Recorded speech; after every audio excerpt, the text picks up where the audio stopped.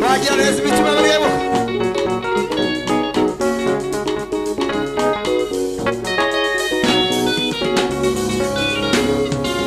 Zamamaza intsinzi ya Yesu, zavuga gukomera kwe, sinzahwema kubibwira abasangomokaho. Yesu ni intwari mu ntambara, ntajya ananirwa, akomeye.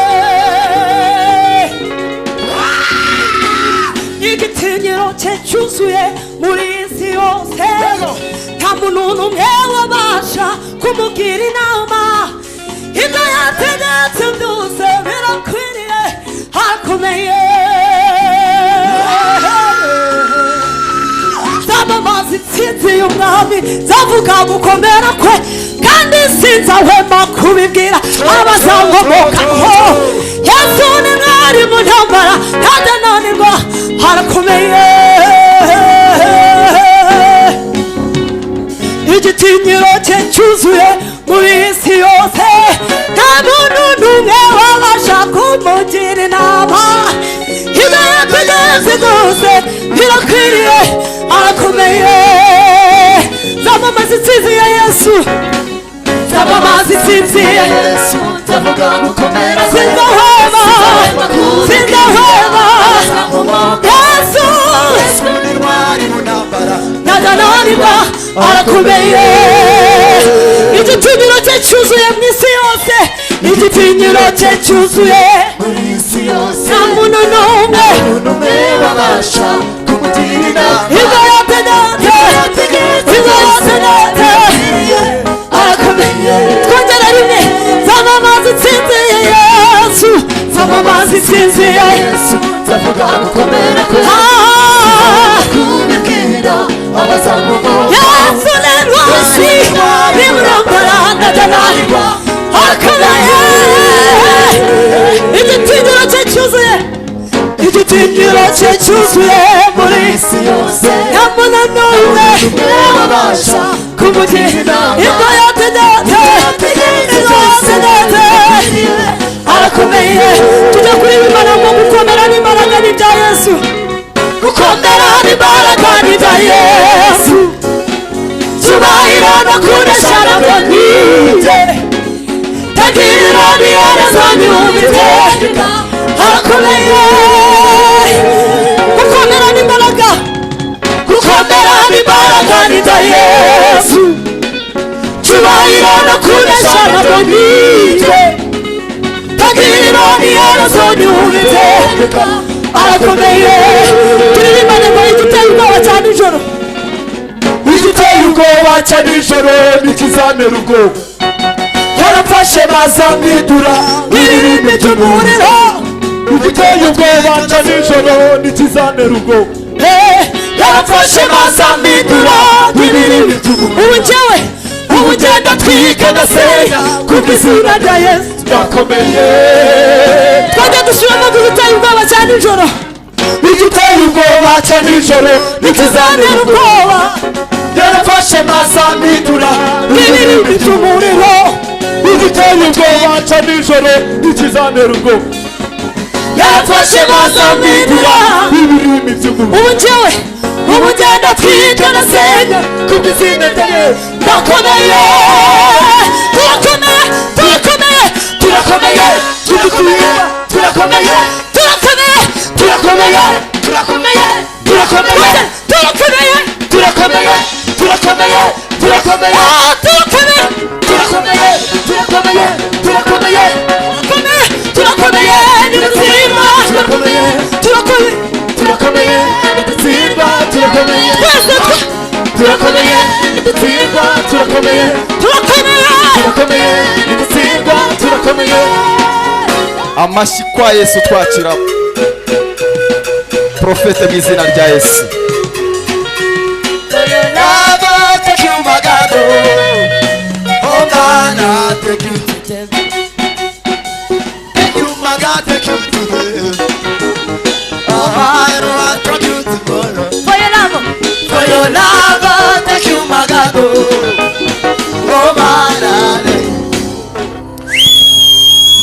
Data turagushimye muri aya masaha.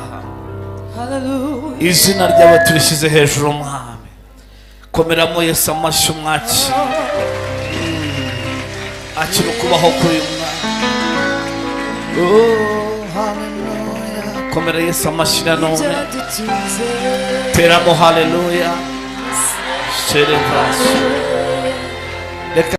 yes inyoni zose nyamaswa z'ishyamba n'amafi yose byose ni ibyawe none Yesu twakwituriki nitegereje inyoni ishimwe ni ryawe ishimwe ni ryawe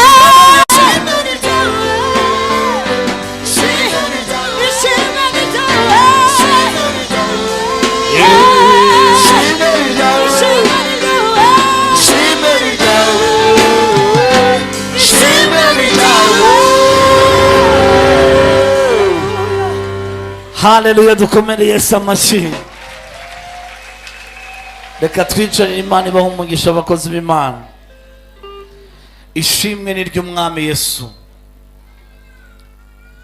ninde mwami tumukomere amashyi menshi nimba Yesu ari umwami haleluya reka tumupetere gatongera gutya ngo pepera umwami Yesu abari muri etaje hejuru namwe mupepere Yesu bariya abantu bariya babicaye muri etaje abari muri etaje mugire gutya mutere haleluya haleluya reka dusome ijambo ry'Imana dusanga mu bami ba mbere ibice 21 umurongo wa 10. We are reading from 1 Kings 21 verse 10. Tugiye kurebera hamwe amabanga y'uburyo twatsinda Yezebeli. We are going to look at the secrets or the ways that we can nyuma yaho turinjira mu masengesho y'imbaraga. Then we will enter into powerful session of kandi muri aya masengesho y'imbaraga tugiye kwinjiramo. And these prayers that we are about to start, turaza gusengera mu rusengero ndetse no hanze turaza kugenda dusengera n'abantu bari hanze. We will pray for people in church and pray for those who are outside as well. n'abicaye inyuma bose turabageraho. And those who are at the back. n'abari mu nguni bose turabageraho. In whatever corner you are seated, we will. ndayongo mbwire ngo buri nguni yose wicayemo. I want to tell that every corner where you Imana iragusangamo mu izina rya Yesu. The Lord will meet you there in the name of Jesus. Reka ma pastor adusomere. Kandi hari abantu batazi ma pastor. Reka murebe n'umudamu mwiza cyane. To hari abadakomya amashyi mwafushe. Aha. N'umudamu mwiza cyane. She's a very beautiful lady. Baravangu nyuma y'umugabo ukomeye haba hari umudamu ugize gute? That behind every great man there's a. Nuko yitonda naho ubundi yari guseka. Ariko buri yagize isoni. Reka some nta kibazo. She can read for us the scripture. Iyo yasomeye rero mbwiriza neza. Mujya mwumva kuri TV? Mukumva ijwi riri ahantu kure. Ubu mugiye kumwumva live. You're going to hear her now, not on Reka dukomere Yesu amashyi. Let's clap for Jesus. Reka dusome mu izina rya Yesu. Amen. Abami ba mbere 21. Ahera ko yandika inzandiko mu izina rya Habu azifatanisha ikimenyetso cye azohereza abatware n'imfura bo mu mutwa we n'abaturanyi ba Naboti. Yandika muri izo zandiko ngo mutegeke abantu biriza ubusa maze mushyire Naboti imbere yabo, imbere ye bamushyire abagabo babiri b'ibigoryi bamushinje bati watutse Imana n'umwami, nuko muhereko mumujyane mujye kumutera amabuye mu mwice.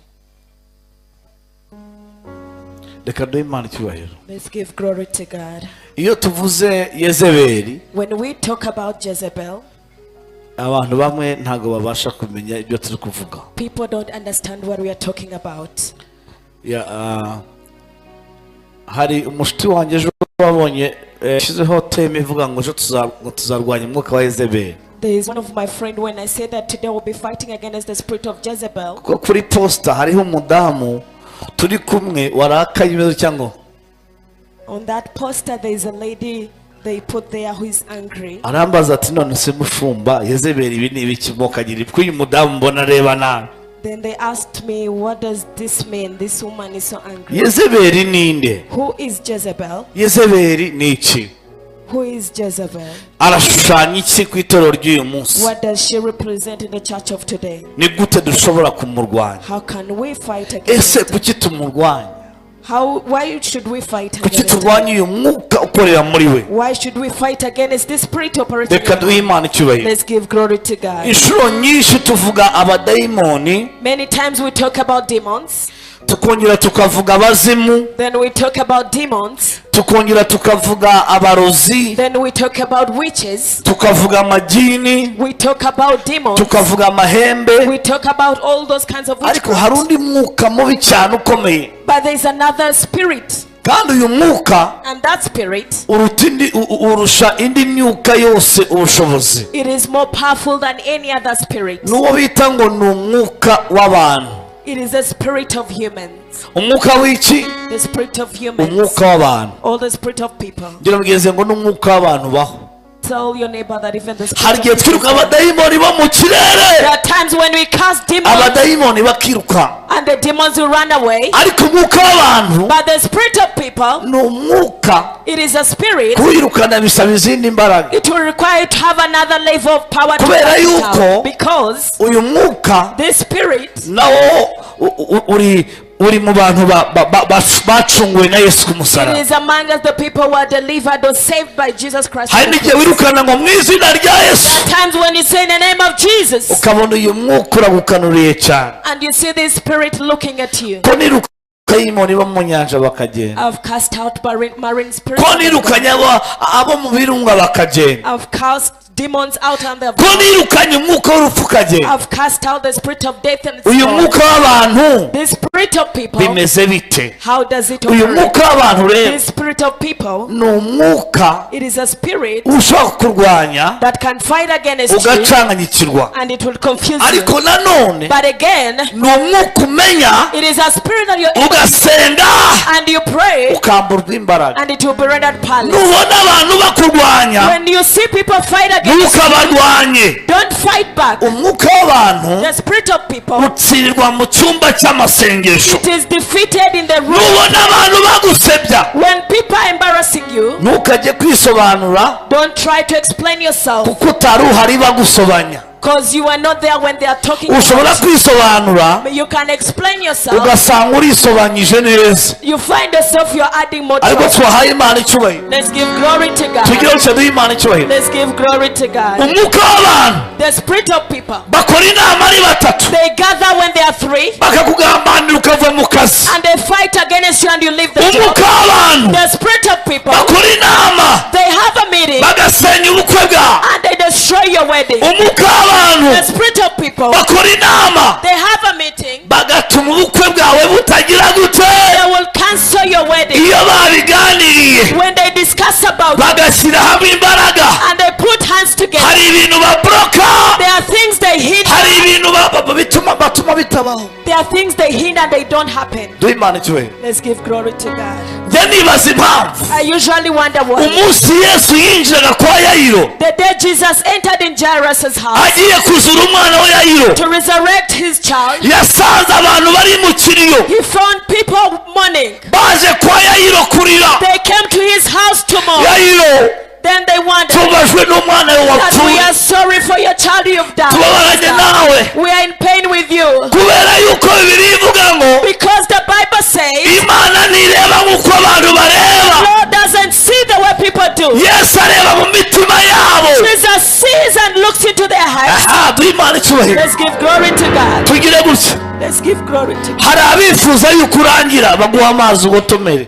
hari abifuza kugira gute There are those who wish that they put your life to an end. urangira mu ibanga, They want to finish off your life. hari abifuza gutsindwa There are those who want you to be mu defeated buryo bw'ibanga, in a secret. ariko twahaye Imana icyubahiro. But let's give glory to God. Ubwo rero mwumvuze ibintu bitabaho.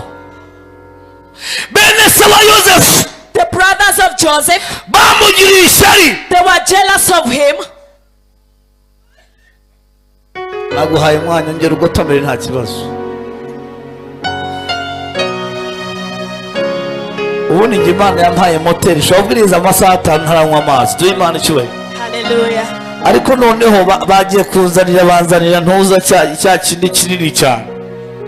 Tupeperemo Yesu tugire gutya. Let's give glory to Jesus. Umwuka w'abantu. The spirit of people, Ngo bese wa Yosefu. the brothers of Joseph, Baramurebye. they looked at him. Bamenya yuko afite inyenyeri y'Imana ku buzima They bwe. knew there was a star of God in his life. Bamenya yuko Yosefu azakomera. They knew that he will be great Bitewe n'inzozi yajyaga avuga. because of the dreams that he could talk about. Ni byiza kuvuga inzozi It zawe, is good to talk about your dreams, ariko hari inzozi utagomba kuvuga. but again, there are dreams that you shouldn't share. Hari igihe ubivuga There are times when you talk about them bigafungirwa ahantu and utazi. they will be tied down from someone. Hari igihe ubivuga There are times when you say out bakagutanga imbere and they will go before you kujya kubinaniza to break them and destroy them. amabanga yose, All your secrets, inzozi zawe zose, all your dreams, ibyo Imana yakuvuzeho byose, whatever God says in your si life, ngombwa ngo bivuge. it is not good to say. Hari ibyo umenya There are those you know ugatuza. and you keep quiet. Haleluya. Hallelujah.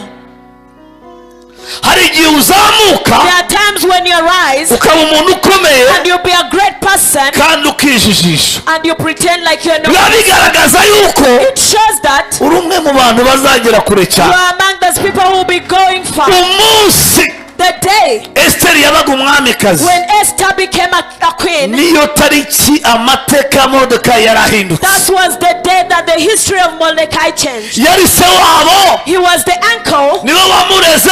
He's the one who raised her. Barakundanaga, They loved each ariko other. uyu mwana w'umukobwa But this young girl, ahinduka umwamikazi. she became a queen, Moridekayi aguma ku muryango, and Mordecai stayed at the gate. akajya afungura igipangu. She could open the gate. Barakongeza mu kazi ugahamagara abantu bose, yewe They promote you and they start calling ibintu everyone byaciyemo. that things have worked out. Wabyara ukajya kuri WhatsApp When you give birth, you go on WhatsApp status. ugahita upostinga You post when you're holding wagize your gutya belly. inda ngo You're holding your belly.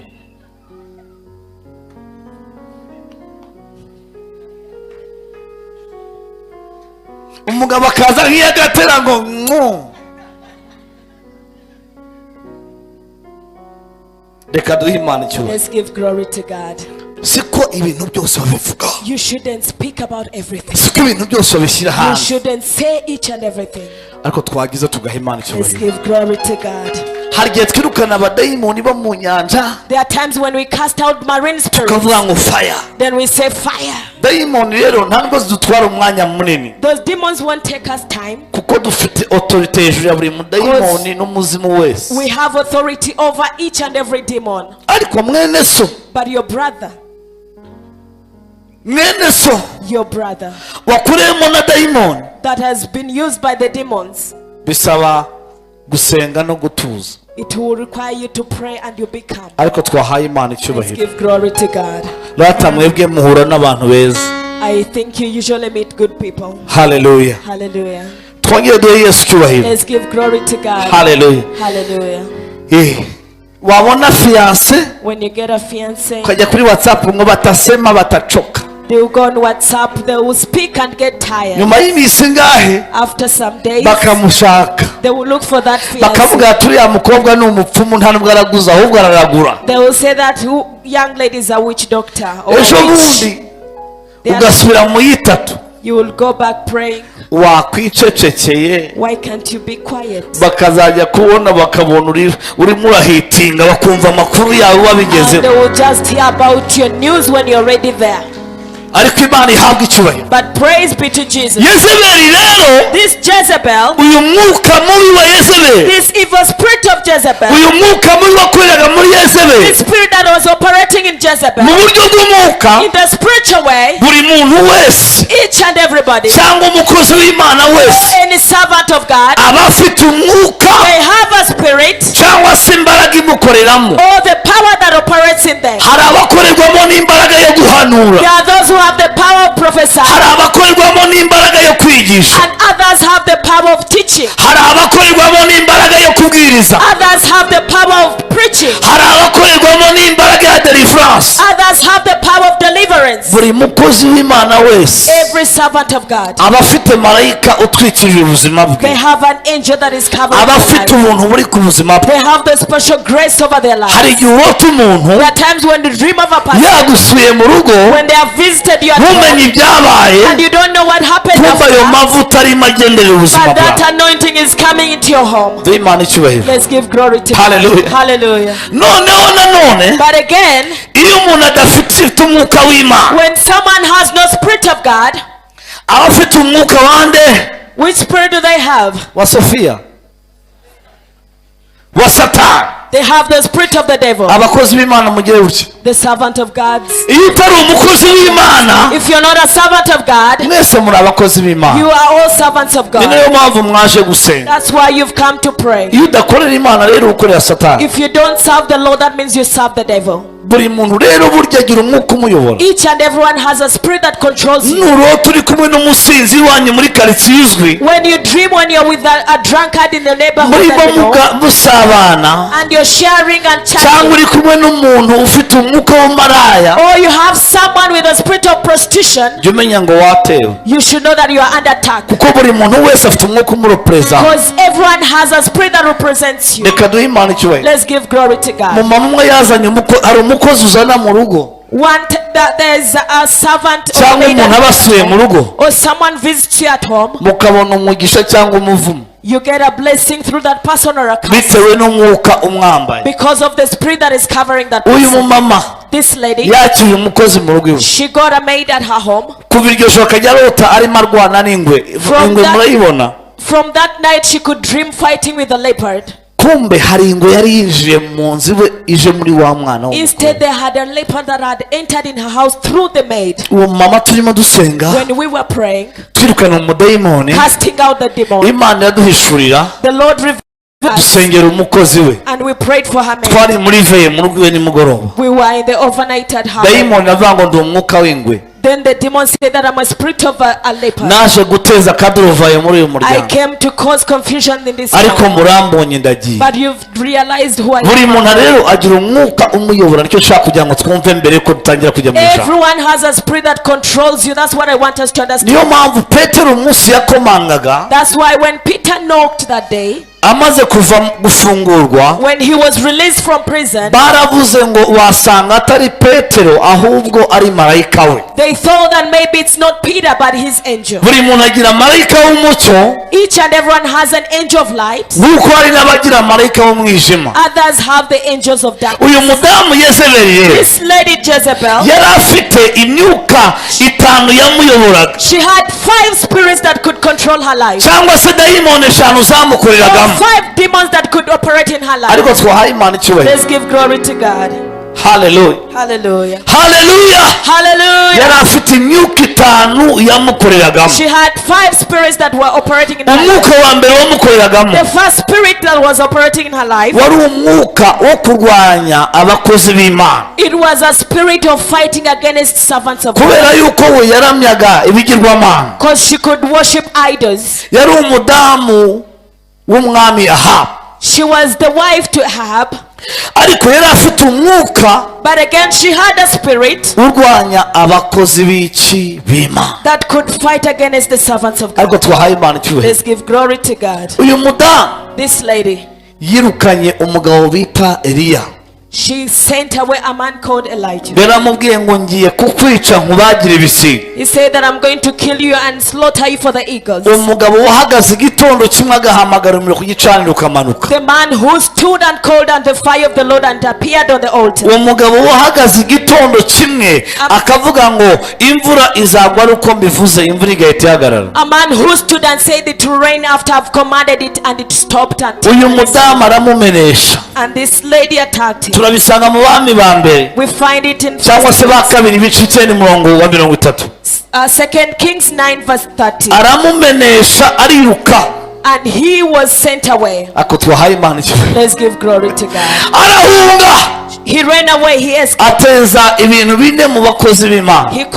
She causes 4 things in the servants. Icya mbere abateza umwuka w'ubwoba. the first thing she brings is the spirit of hari prophecy. abantu buzuye umwuka wo There guhanura are people filled with the spirit of prophecy. ariko iyo bagiye guhanura And when they want to prophesy, bakumva amajwi menshi ababwira ngo and they hear many voices telling them barabagaya that they will despise you, barabasuzugura they will disrespect you. uyu mwuka This spirit, ugatuma abantu badahanura it will make people not to prophesy. kuko amavuta y'Imana Because the spirit of God, agusanga mu murimo hagati uri gukora it finds you in the ministry when you're ready. iyo urimo usaba amavuta y'Imana When you're asking for the spirit of God, bigusaba ngo uri gukora umurimo w'Imana asking for the anointing, it requires you to be kuko iyo in uri the mu murimo ministry. w'Imana Because when you are in the nibwo ministry, Imana igushoramo imari yayo that's when the Lord releases His Imana anointing. The Lord, ntago yashora imari yayo He can't release His anointing ahantu izahomba where He will make losses. buri munsi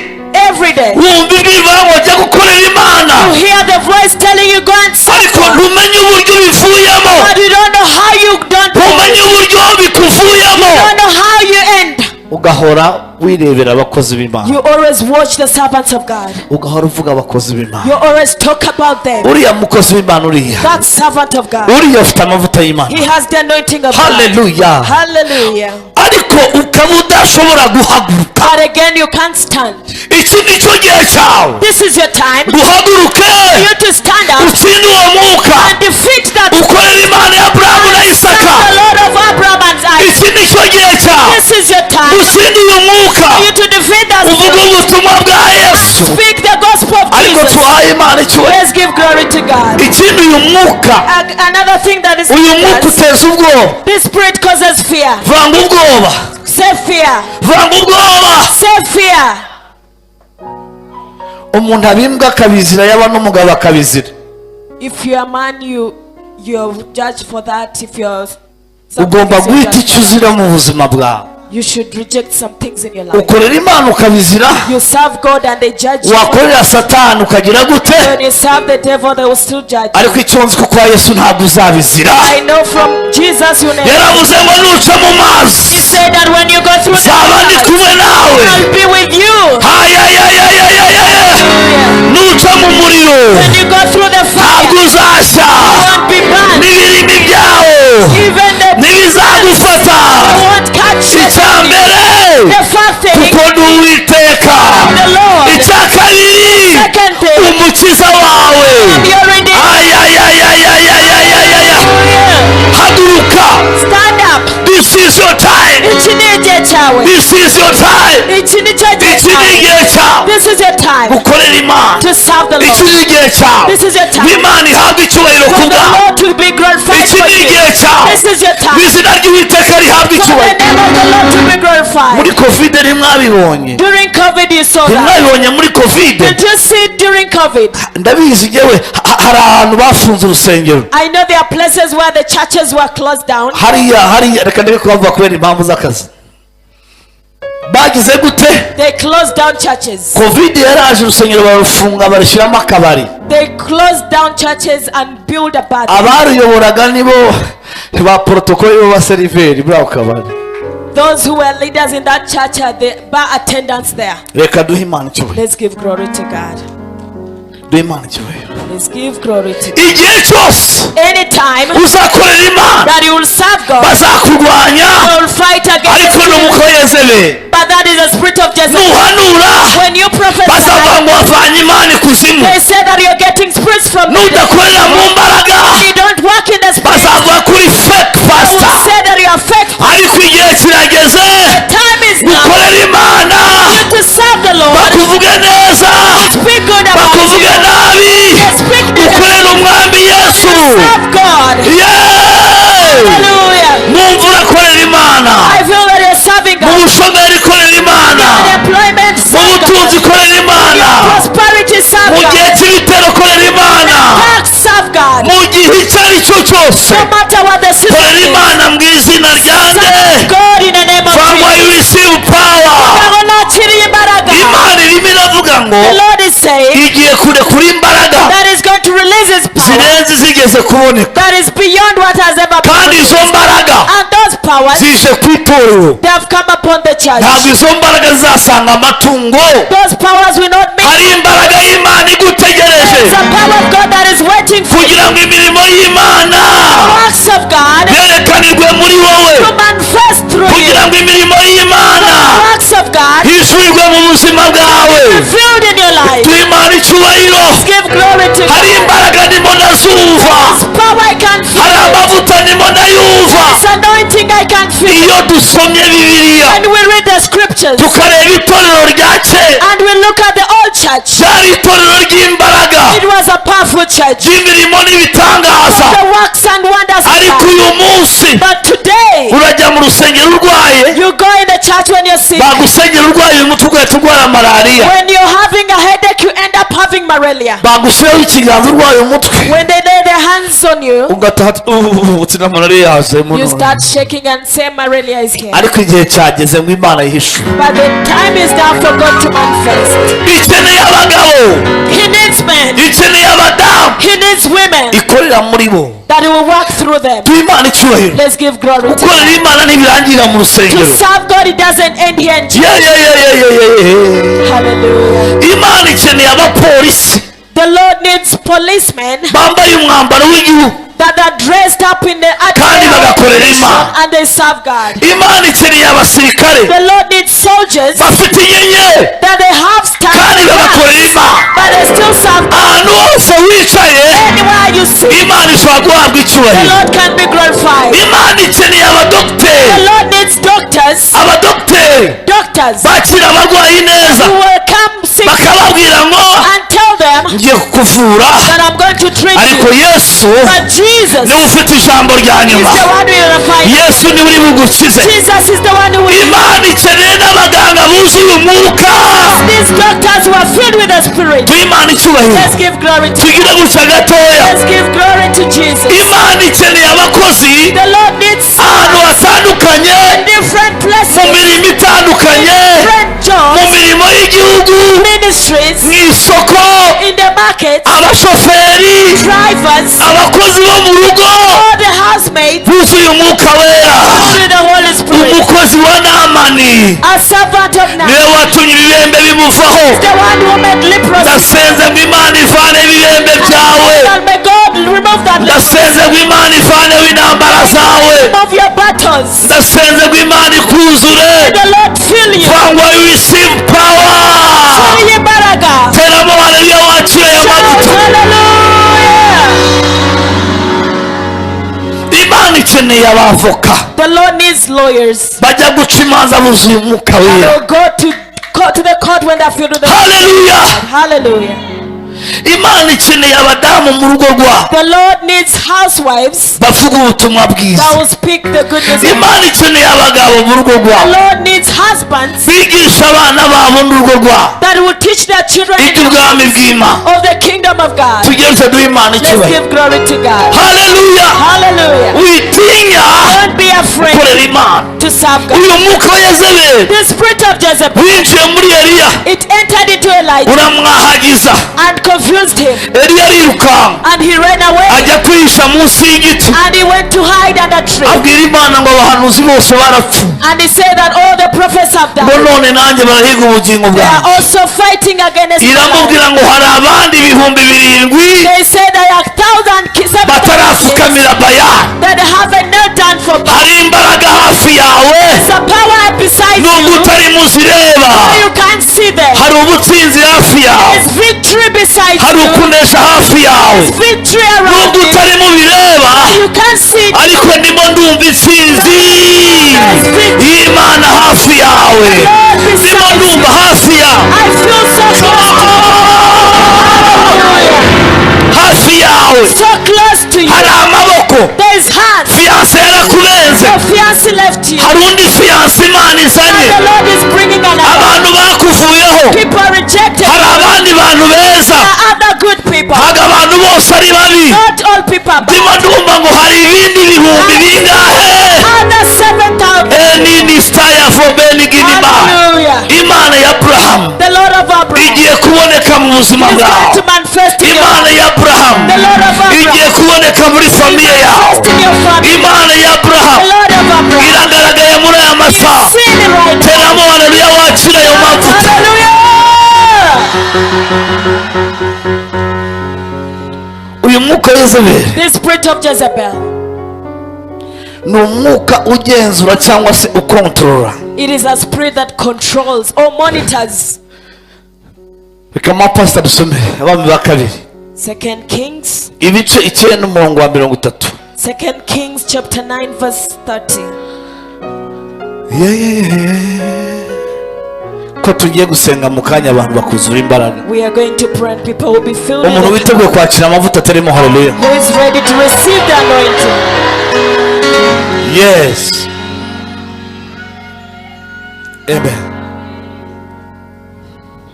Yehu ageze Yezereli, Yezebeli arabyumva, maze yisiga irange mu maso, asokoza umusatsi, aherako arungurukira mu idirishya, abona Yehu anyura mu irembo, aramubaza ati, ni amahoro? Muri we warishe shobuja? Hera hejuru ngo Yehu ageze hehe? Yehu ageze Yezereli, Yezebeli arabyumva. Rekera aho ngaho.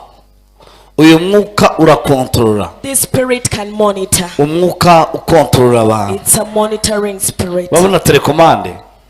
Do you see a remote? Uyu mwuka uburyo ukora. This spirit, the way it Wa operates. Yezebeli. The spirit of Jezebel. Urakontorora. It controls or monitors. Uramanipira. It manipulates. Ako twahaye Imana Let's icyubahiro. give glory to God.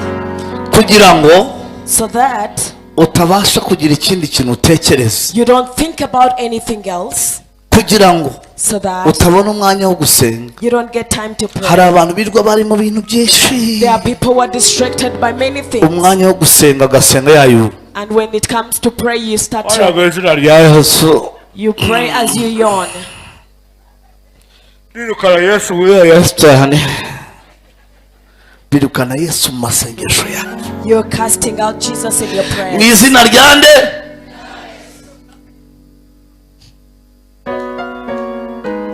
Ariko muzi ko Yezebeli akoresha WhatsApp. Do you know even Jezebel uses WhatsApp? Usanga ufite groupe nka 80 muri telefone You yawe. find like you have WhatsApp groups that are over 80. Groupe abamararungu. Groupe abanyamasengesho. You have prayer groups. Groupe abanyabutayu. Prayer groups of people go to the desert. Groupe umukozi ku murimo. Zose ziri muri telefone y'umuntu. You have all those WhatsApp groups on your cell phone. Ntavuze nizo kuri Facebook. Even on Facebook. Ibi bikoresho by'abazungu ni byiza kubikoresha. This technology is good to use it. Ariko uteretswe. But if you don't have a revelation of Bikwiye mu it, mwanya wo gutekereza. they will hinder you from having time to think. Bikwiye mu mwanya wo kugira gute. They'll hinder you from having time to Reka think. duhe Imana icyubahiro. Let's give glory to God. Sigenge kubona nkabona bashyize muri groupe. I usually see when they have put me in a group, added me on a group.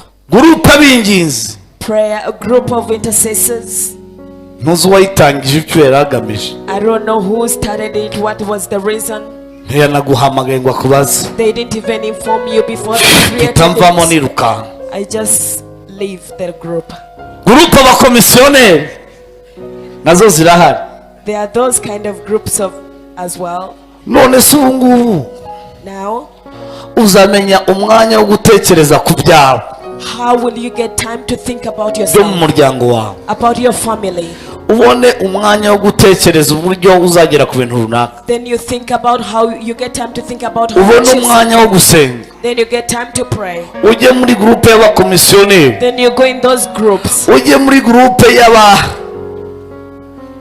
harya nezi. Murazizi ni nyinshi. Mufite nyinshi muri telefone I yanyu. know you have many WhatsApp groups in your cell Ariko phones, groupe zose ntabwo ari mbi. but not all groups are Ariko ba bad. muri groupe kuri gahunda. Reka duhe Imana icyubahiro. Let's give glory to God. Kuko Because ushobora guhora ukanda telefone. you will find yourself, you're always on the cell phone. Satani ntakwemerere gutekereza ku Mana. And the devil will not allow you to think about Uyu God. mwuka urakontorora. This spirit will control you and Ushobora want guca mu you. ikoranabuhanga. It can go through technology. Ushobora guca mu bakozi ba Satani. It can go through the servants of the devil. Bakajya bamenya ahantu winjiye. And they will know where you've gone. twahaye Imana icyubahiro Let's give glory to God. bakamenya ahantu ugeze gute. They will know wherever you go. Hari abantu baryama nijoro bakabyuka baciwe indasago. There are people who sleep and in the morning you find Hari uwo that there's byabayeho? some cuttings on your body. Has it ever happened to you? Buriya byamubayeho.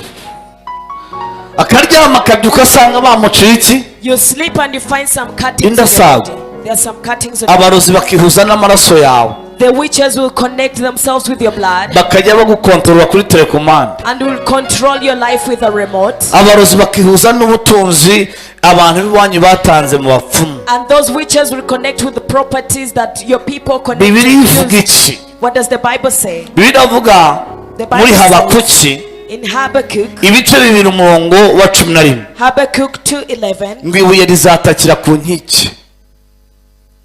Ibuye rizatakira ku nkingi nkari. that the stones will be. Let me read the scripture. Bino bintu bitavuga mu isi igaragara These things that don't speak in the physical, mu mwuka bifite akanwa bifite n'amatwi biravuga ntibivuga gusa ahubwo birabwejagura. the scripture says that every stone in every wall will cry against you. Ibintu ushyiriye umupfumu, Anything that is used by ibintu uhaye umupfumu, anything that you use to give iyo them to ubimuhaye others, when you give it to ibyo them, bintu umuhaye those things that you've given them, bituma abasha gukontorora wowe cyangwa se n'umuryango wawe. it will enable them to control your family or your life, Bakamenya ngo agiye gukomera. and they will know that you're about to be great. Ijambo riravuga ngo mbese ibyiza byose nibiva ku Mana. The Bible says that don't all good things come from God. Mu yandi magambo ibibi byose biva kwande. In other words, all the Kwa evil Satan. things come from the devil. Umupfumu arimo cyangwa se abarozi bari bakorera Satani The witches or the witch doctors serve the devil. ntabwo bari bwirukane dayimoni. They will not cast out the demons. Yesu yaravuze ngo mbese ubwami bwarwanya ubundi Jesus said, can a kingdom fight against the other? bukaba budacitsemo ibice. And it won't be divided. Ntabwo bari bukwirukane dayimoni They won't cast out your demons. ahubwo barazana ikindi kidayimoni gifite ibiro byinshi kurusha cya kindi But again, they will get a greater demon, gicecekesha ya dayimoni and it will silence the demon in your life. ugire ngo byaciyemo. And you think that it has come Noneho from it. ibya nyuma bibe bibi cyane kuruta ibya mbere. Then your latter days will be harder than the Ariko beginning. biravuga ngo umugisha Uwiteka Imana itanga But the Bible says that the blessings of uzana God ubukire bring his nta prosperity. muvugo wongerwaho. Curses added to Iyo it. Imana iguhaye umugisha ibiwuguhaye. Says he has blessed you. Iyo Imana iguhaye ariko twayikomeye amashyi we. Love for him. Say hallelujah. Hallelujah. Vamo nakiriye umugisha uva ku Mana mu Say, izina I rya Yesu. receive the blessing from God in Jesus' name. Noneho bagatangira kujya bakontorora umuryango wawe. Then they will start controlling and monitoring your family. Ukajya kubona ukabona umwana yari aryamye atangiye guheba nk'ihene. The child is sleeping and they'll be speaking or making a sound. Umwana araryamye atangiye kujya ahekenya amenyo. The child is speaking but they are eating or Ukibaza ahantu byavuye. and you wonder how did it start. Ukaryama ukarara usambana n'abadayimoni. You sleep and in your dreams you're sleeping Ibintu with bikagusambanya mu ijoro. and things sleep with you in the night. Kuko uyu mwuka urimo uragukontorora Because this spirit is controlling you. kandi ufite abagenti b'abapfumu. And it has agents, those are witch Iyo urimo doctors. winjira mu bapfumu burimo ubwira Satani ngo ndaje mu bwami bwawe ngo nkoreshe icyo ushaka. When you go to consult witch doctors, you're telling the devil that I've come to your kingdom, use me as you Niyo desire. mpamvu ijambo rivuga ngo That's why the scripture says guhungira ku Uwiteka to run to God, bifite umumaro it is more important kuruta guhungira ku bana b'abantu. than running to humans. Reka duhe Imana Let's icyubahiro. give glory to God. Niyo mpamvu umuhanuzi Yesaya That's why prophet Isaiah, Yesaya ibice 8 Isaiah 8, umurongo wa 19 verse 8, yaravuze ngo it says niba babwira ngo mujye gushaka abapfumu that when they tell you to consult witch doctors bamwigira that scream bakongorera and whisper to you, ntimuzajyeyo. never go there. Ngo mbese ibintu by'abantu bazima Can you seek for things of the living wabibaza abantu bapfuye. from the dead? Umuhanuzi asoza avuga ngo Then the prophet says mbese abantu that shouldn't people ntibari bakwiye gushaka Imana yabo then people seek for them akaba ariyo bagira gute. and they look up to Ariko him twahaye Imana icyubahiro. and worship him. Hallelujah. Let's Niyo give mpamvu glory to mujya God. mubona mpanura kuri TV ntafite ubwoba. That's why I prophesy on TV without fear. Duhe Imana icyubahiro. Haleluya. Glory to God. Kuri Hallelujah. TV On television, ndahanura, I prophesy. kuri YouTube On YouTube, ndahanura. prophesy. Biravuga ngo Imana yavuze Say when God says, ntawe utahanura. one can't Iyo prophesy. Imana idutumye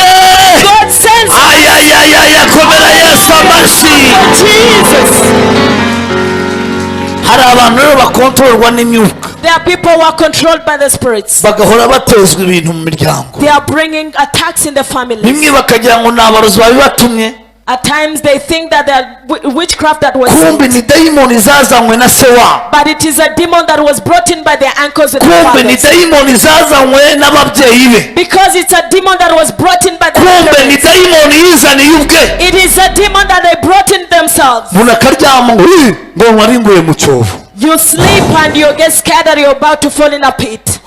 ngo ndaraye mwirimbi ngo mukozi w'Imana asengera ngo ndaramwirimbi buri That mugoroba I sleep in the cemetery every night, pray for me. ni bande bajya bararamwirimbi How mu many of you nzozi sleep in the cemetery in the muzamure dreams? hano turi kwa muhora agende Just lift up your hands for you to be delivered. barimo They are here. naraye hehe I slept in the iyo myuka cemetery. yo mwirimbi gukontorora kubera uyu mwuka wa Yezebeli All the spirits of the graveyard, they control you because of this spirit of ariko Jezebel. Imana yantumye But the Lord has sent me. irangije intwaro zose Then He gave me all the impa amavuta weapons. He yose gave me all the anointing. irambwira ngo nguhaye autorite And He told me that I've given you kujya authority gusenya iyo myuka to go and destroy those uyu spirits. munsi Today, babyemere ntibabyemere they like it or not. babishake ntibabishake They like it or ugomba not. gucakira umugisha wawe Receive your ugomba blessing. kwakira intsinzi yawe Receive your victory. sema amen God, amen. haleluya Hallelujah. duhe Imana icyubahiro Let's give glory to God. uyu mwuka nanone This spirit, hari ikintu uteza it causes something as well. ntivuge Should I say it?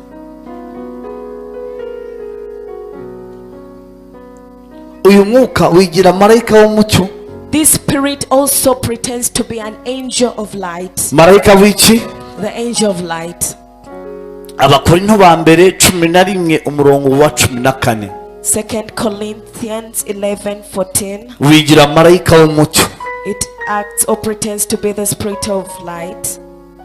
reka tuhasome Let us read the scripture. mbega urijijisha It abakorinto ba mbere disguises.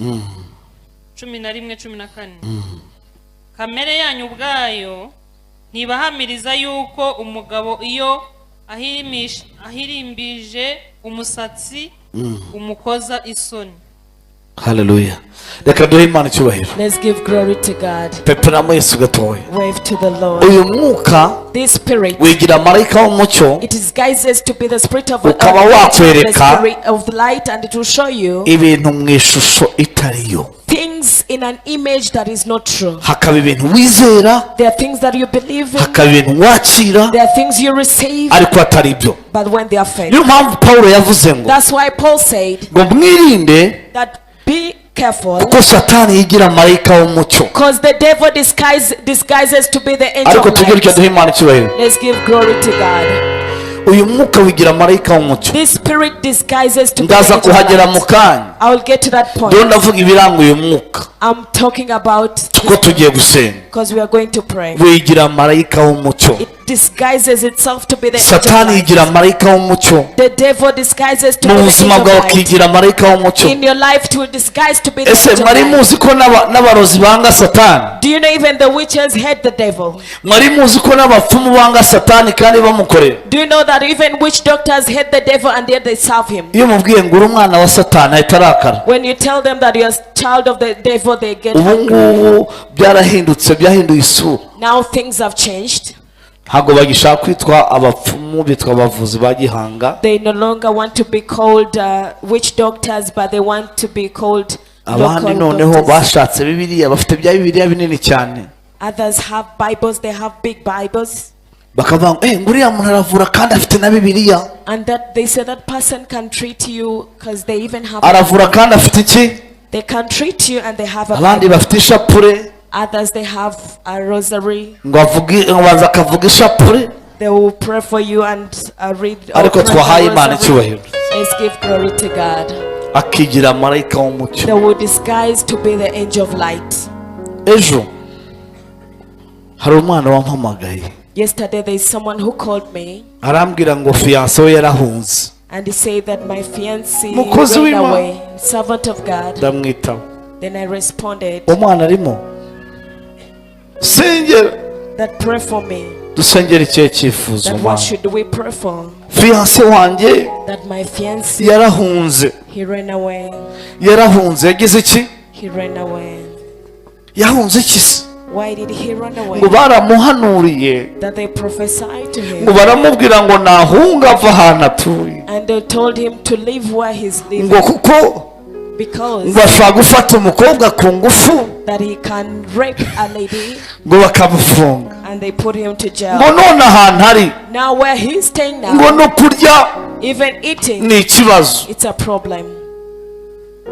yavuye he iwabo baramubuze kubera iki He left his home. reka mujye mwitonda hari abantu bakorerwamo n'imyuka You should be careful. There are people who are used by the spirits. akakubwira ibintu ariko dayimoni imutumye They will tell you some things, but in actual sense, it's the umwuka demon that ukakwinjiramo and the spirit will come into you. naramubwiye ati mubwire musengere I told her that tell him I want to pray. ndamusengera kuri telefone I prayed for that person over the cell phone. bite se Then I asked how ibyo it narahunze that I ran away. wahungiye se arambwira Then he told me why. byagenze gute se How did it happen? barampanuriye They prophesied to me. ariko imana ishobora guhungisha umuntu mu gihugu kirimo amahoro Can the Lord make someone leave a peaceful place? baramuhanuriye dayimoni imwinjiramo And they prophesied to him, and the demon entered into iramwahagiza him. And he fought against it. turasenga imana iramubohora We agasubira mu rugo prayed, and the gatsindwa Lord delivered him, and he went back home. ariko tuhaye imana icyubahiro Let's give glory to God.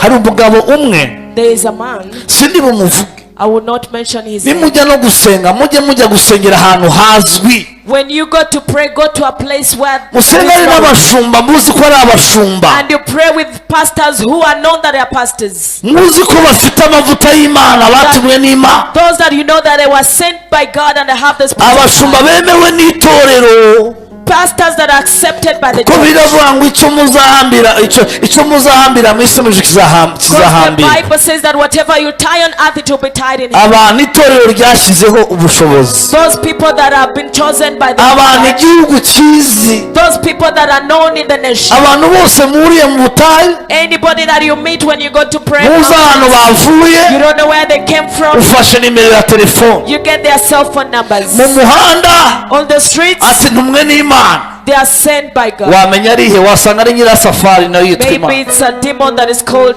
ngo imana igize gute that the Lord has said. simbabwiye ngo musugure abantu b'imana I don't know that you should. I haven't told you to despise the kuko hari n'abandi bari hirya mutazi because there are others that you don't know. ariko mugire umwuka wo kugenzura But have a spirit of examining ibintu byose baguhanuriye everything that they prophesy. wibicakira ngo ubimire Don't take everything and so. banza ukoresha ubwonko imana yaguha Just examine and use the praise that ntabwo God. nkubwiye ngo banza werekwe banza ukoresha ubwonko I've told you to use your brains. imana yagize gute And God gave you. ariko wateyemo haleluya Why can't you shout hallelujah? twasengeye umugabo umwe We prayed for one man. duhe imana icyubahiro Let's give glory to God. burya muri deliverance Usually during nta deliverance, kwiyoberanya kubamo there is no confusion. iyo amavuta amanutse ibintu byose birasobanura When the anointing is released, everything is clear. umugabo umwe One man, twaramusengeye we prayed for him, dayimoni muvamo and the demons left him, agwa hasi and he fell down. dayimoni avuza induru The demons cried. yarananutse cyane He was so slim, kandi uwo mugabo yahoze ari umukire and that man was a rich man. ari umuntu ukomeye afite akazi gakomeye He had a good job. turimo dusenga As we were praying, dayimoni amuvugiramo the demons started speaking in ngo him, murantwitse we that you're burning me. dayimoni urinde The demons, who are you? ngo ndi mama fifi It's Mama Fifi. wamwinjiyemo ute How did you enter his life? ngo namwinjiyemo mu cyumba cy'amasengesho I entered him in the prayer room. ninjye wamubujije gusubira mu kazi I'm the one who stopped him from going back to his job. ndamubwira ngo agume mu rugo ngo zamutunga I told him to stay home, that I will take care kugira of ngo him, urugo rwe rusenyuke n'abana be bangare for his home to be destroyed. ndavuga ngo dayimoni isagenda Say, demon, get back. dayimoni aramurekura And the demon left. dayimoni icyubahiro Let's give glory to God. ikintu cyiza cy'imana One thing, good thing about yasubiye God. ahantu yakoraga bamugera bamuha akazi He went back to where he was working from and he ariko got a job again. But again, yahoranaga bibiliya he was always with the Bible, acungana n'ahantu hose hari icyumba cy'amasengesho looking for where they were praying from.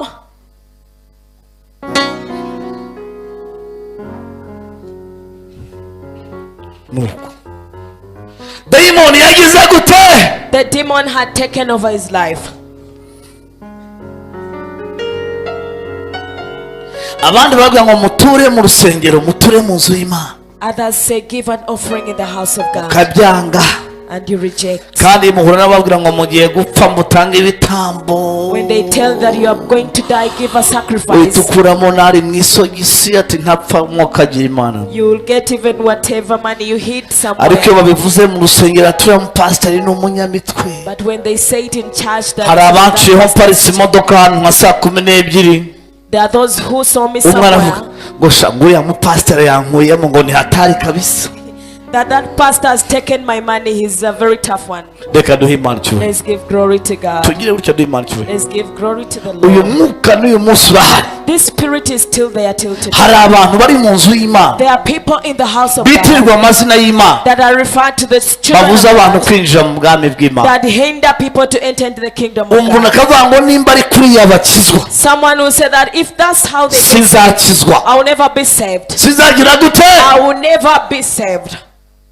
Abantu bose bishyizemo abahanuzi. Everyone pretends to be a prophet. N'abigisha inyigisho nyine n'ubuhanuzi. Even those who are teachers, they are prophets. Abahanuzi Prophets. mwitonde. Be careful. Abahanuzi. Prophets. Abahanuzi ntibabitondera barabasanga. You don't be careful with the prophets, but you go Kubera iyo mpamvu to bagiye bahura n'abo ngabo. because they have met with those fake prophets. Reka duhe Imana icyubahiro. Let's give glory to God. Abantu bagasuzugura abakozi b'Imana. People despise servants of God. Abapasiteri ba fake. They will say those are fake pastors. Fake pastors. Buri munsi baravuga abapasiteri ba fake.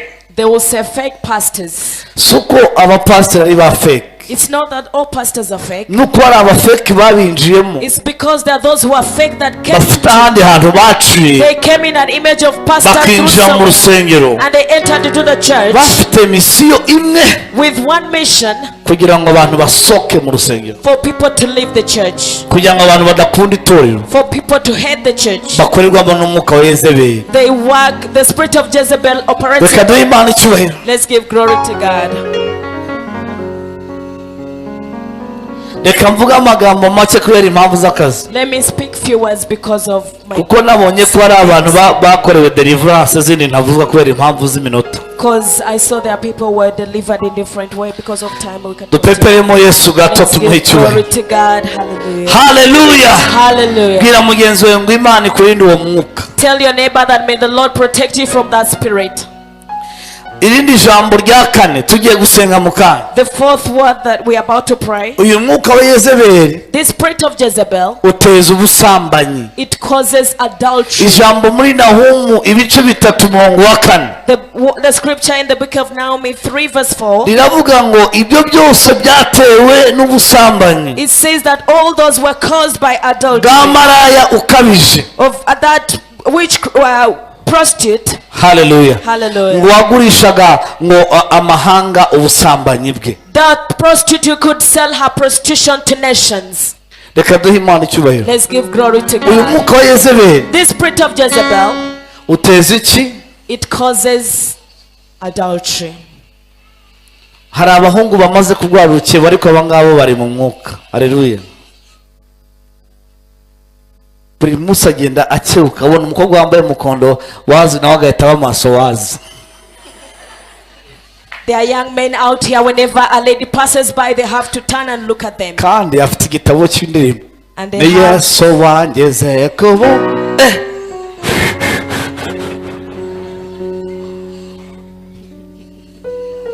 they have a hymn book, praying and singing, but whenever they see a lady, they have to turn and look at them. Akabona uwambaye umukondo awuti akaba maso awuti. They will see the lady and their eyes will be out as they Ariko are. twahaye Imana icyubahiro. Let's give glory to God. Hallelujah. Hallelujah. Uyu mwuka turawutsinda mu izina This rye. spirit, we are going to defeat it in Jesus' name. Turawutsinda mu izina rya nde. We'll defeat this spirit in the name of Tugiye Jesus. guhagarara mu mbaraga z'ijuru. We are going to stand in the power of the heavenly power Dusenge. and pray. Imana yambwiye ngo The Lord has told me hari abari bugeri iwabo bagahamagarwa na telefone z'umugisha. there are people who will get home and receive blessed phone calls. Imana irambwira ngo And the Lord told me hari abagiye gufungurirwa imigisha yabo yari yarafunzwe igihe that kirekire. others, their blessing are going to be released, those that have been tied down for a long time. Icya gatanu uyu mwuka uteza And the fifth thing that this spirit causes in your ni life, umwuka uriganya. it is a spirit that cheats. Bwira mugenzi we ngo uyu mwuka urariganya. Tell your neighbor that the spirit can cheat. Ugira gute? It can cheat. Iyo dusoma ijambo dusanga mu bami ba mbere When we read the scripture in 1 Kings igice 21 umurongo wa 8 21 verse 8, bigaragaza uburyo uwo mwuka uriganya. it shows how the spirit can steal. Fata mugenzi umubwire ngo Imana ikurinde kuriganywa mu izina rya Tell Yesu. your neighbor that may the Lord protect you from being cheated. Uyu mwuka urariganya. This spirit can cheat from you. Umugabo bita Naboti, This man called Naboth. haleluya, Hallelujah. Naboti ngo yari afite uruzabibu rwe. Naboth had his vineyard. Yari afite iki? Uruzabibu rwe. He had his vineyard. Umwami Ahabu ngo ararukunda ko rwari rwegeranye n'inzu ye. And King Ahab liked it because it was so close to his palace. Arangije Then aramubwira ngo he told him ndashaka uruzabibu rwawe that I want your vineyard, kugira ngo uruzabibu rwawe so that that vineyard rubu rwanjye. can be mine. Muri iyi ngero avuze ngo The psalmist said, hoya ntiwemere ko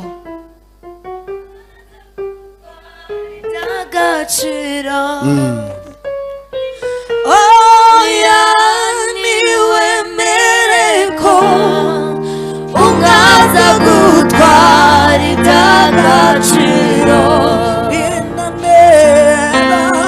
Indane sinari ntiwagabiwe kugira ngo kuri wa munsi uzaragwira neza. Indane sinari ntiwagabiwe kugira ngo kuri wa munsi uzaragwira. subiramo hoya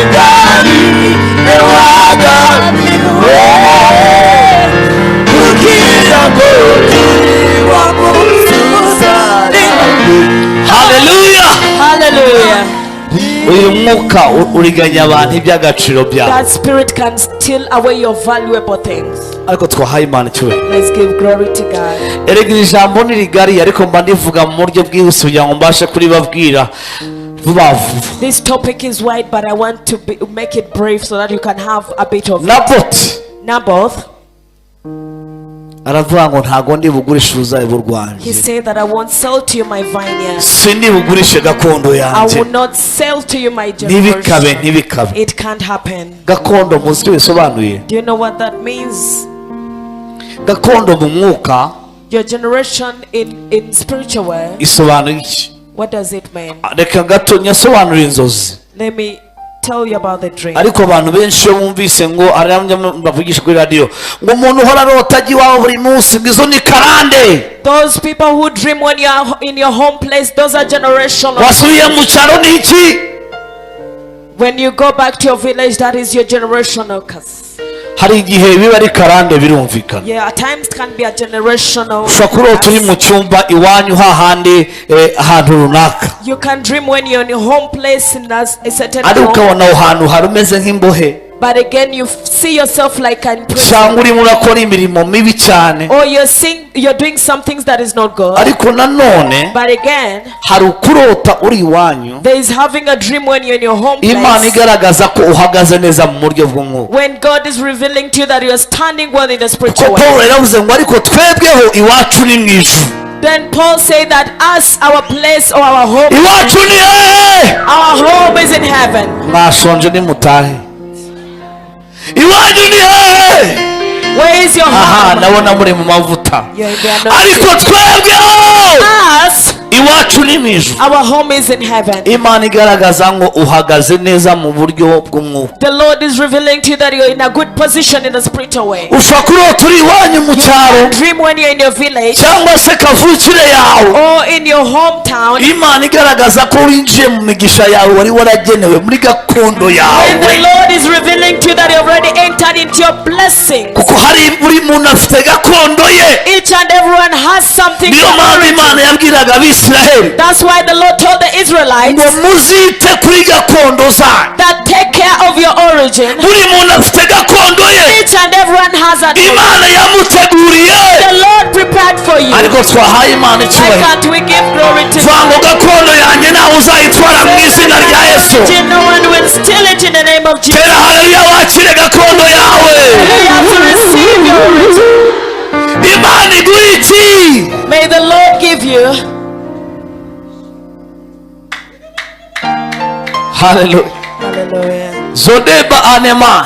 Hallelujah. Imana iguhe gakondo yawe. The Lord gave you your. Ntagire umuntu uyigutwara. Let no one steal it from you. Imana iguhagarike muri pozisiyo yawe. May the Lord put you in your right Imana position. igusubize mu bihe byawe May the byiza. Lord restore you back in your good Imana situation. igusubize mu mbaraga The zawe. Lord take you back in your Imana power. igarure ibihe byo gusenga.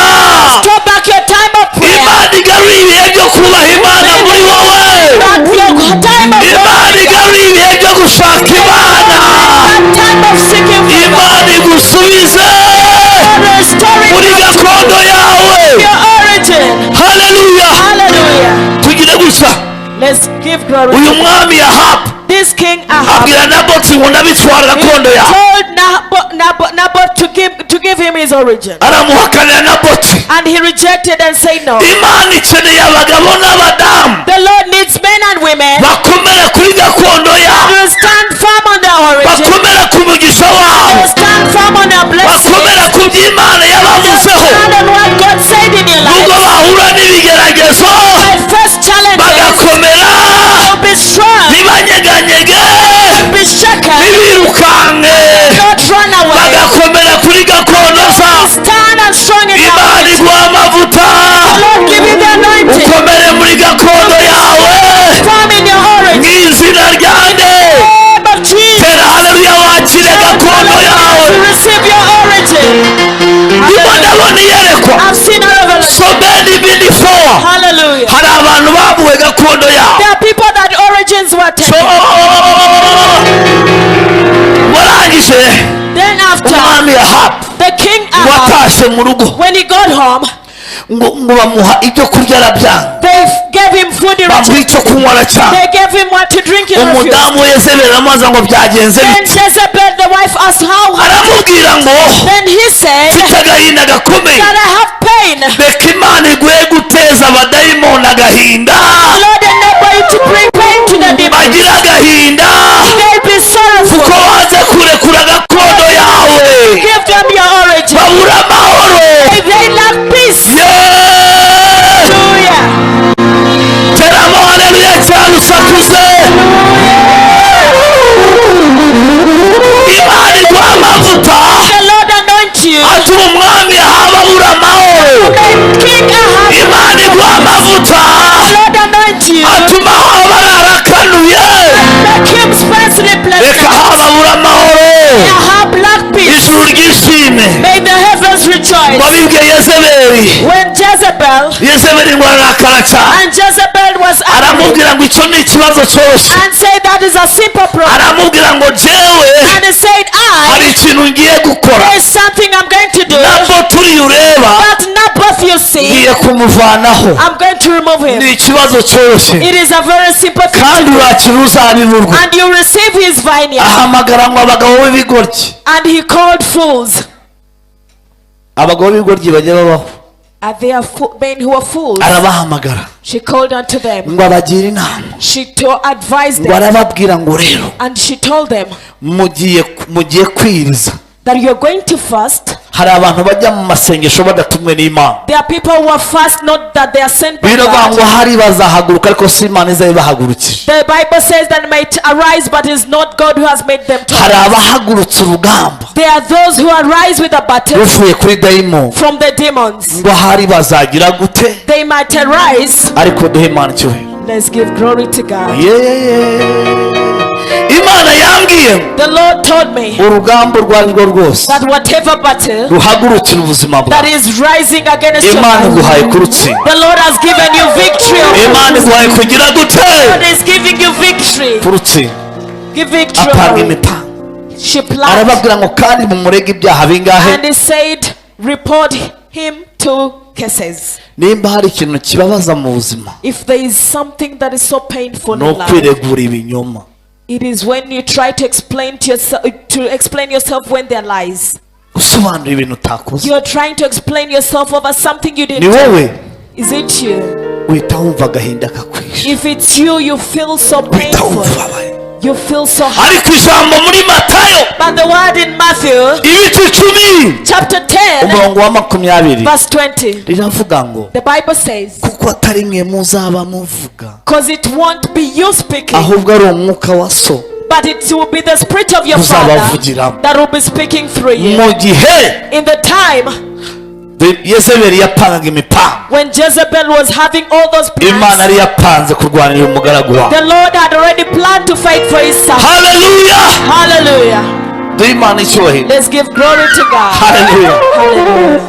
ibya Naboti byabaye nk'ibya Yohana. What happened to Naboth was what happened to John. Herode yafashe itorero arigira nabi ngo afata Yohana God started persecuting the church aramwica and got John and killed ngo him. yiyongeza na Petero. When he added himself, Peter, abigishwa bagiye gusenga. when the disciples had gone to pray, abantu basenga prayerful people, Imana ibasimbutsa ibyago byabaye ku bana. the Lord enables them to go over troubles that others Naboti faced. baramwishe birashoboka They killed Naboth, it was ariko we possible. ntabwo bizashoboka To you it won't be possible. kubera kuri ku gicaniro cy'Imana. You are the altar of God. Say hallelujah.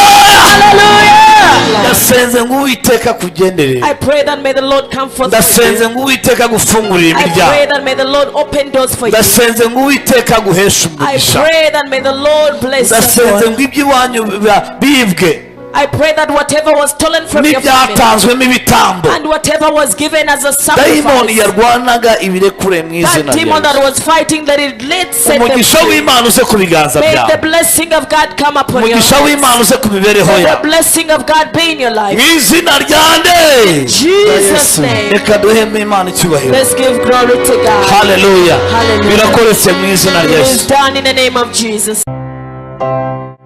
Wow, urashaka ijambo rihindura, ijambo ribohora, ijambo ry'ubuhanuzi. Wow, umukozi w'Imana Prophet Claude nyuma yo gukoreshwa n'Imana benshi bagakira gukira indwara, kubohoka, ubuhanuzi. Bana natwe kuri YouTube channel yacu ariyo Prophet Claude NTV. Kora subscribe ndetse kandi no kunzogera kugira ngo tujye tubana umunsi ku wundi. Ibi ni